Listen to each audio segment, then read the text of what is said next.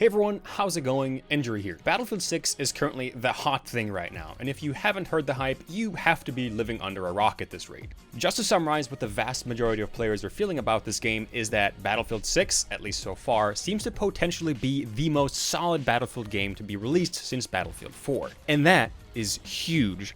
Battlefield 5 was a bit of a PR disaster, and I think it's a topic I've covered enough already, but if you want to hear more, check out my other videos on Battlefield 5, even though I'm not exactly very proud of them.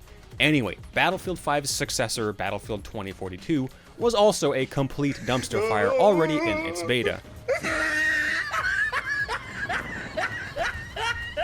And even though a lot of the community was defending the 2042 beta in its first few weeks, something I got to clearly see in my own 2042 video, with people in the start defending the state of the 2042 beta, however, after a few weeks, public opinion started to sway on 2042, and with its full release, it was just a pure dumpster fire, as you're probably already aware.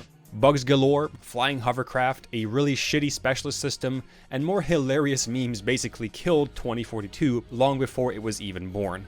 And what this means is, in short, Battlefield hasn't had a really good Battlefield game since Battlefield 1 back when it was released in 2016, and even that wasn't quite what a lot of players wanted, but still it was met with a generally positive response from the community. And what this means is that there's a lot of Battlefield players that have been sitting around since Battlefield 4 just waiting for something new and interesting to come out, and that time seems to potentially be right now.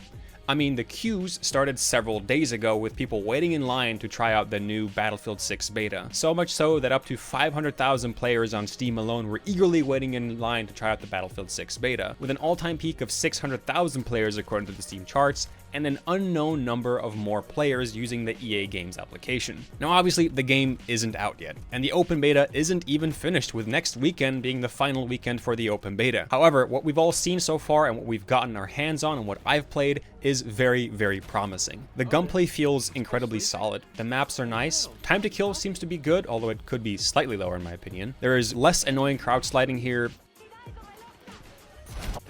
Know your fucking place, trash. Gone are the retarded specialists from 2042. I'm not overconfident. I'm just better than everyone. And the public relations and PR for this game seems to finally be not telling people to not buy the game if they don't like it this time around. The maps are nice, and there's a lot of them for an open beta. There's more than enough modes to go around, and I will say, for an open beta, this has a lot of content to explore. And I mean, not even Angry Joe could be angry at the 2042 beta.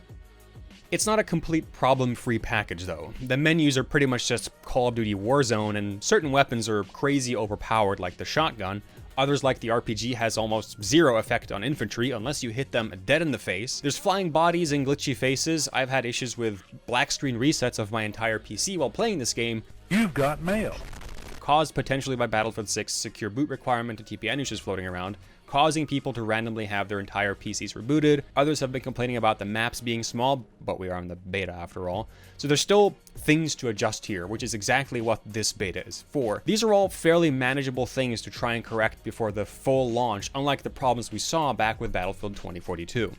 Other valid concerns about Battlefield 6 include how weapons are now all class unlocked, leading everyone to basically just choosing whichever weapons are the most powerful, meaning classes could have less of an impact in the game, even though each class does have their own bonuses on the different weapon classes. Other players want the server browser to come back. Some people like me think that time to kill is a little bit too fast, like I mentioned, and there's also a lot of concern about the maps being extremely small, leaving little room to breathe for large-scale battles and making everything feel claustrophobic and limited, especially for large infantry combat and mechanized mobility, meaning you can't do those large interesting flanks anymore like you could do back in Battlefield 3.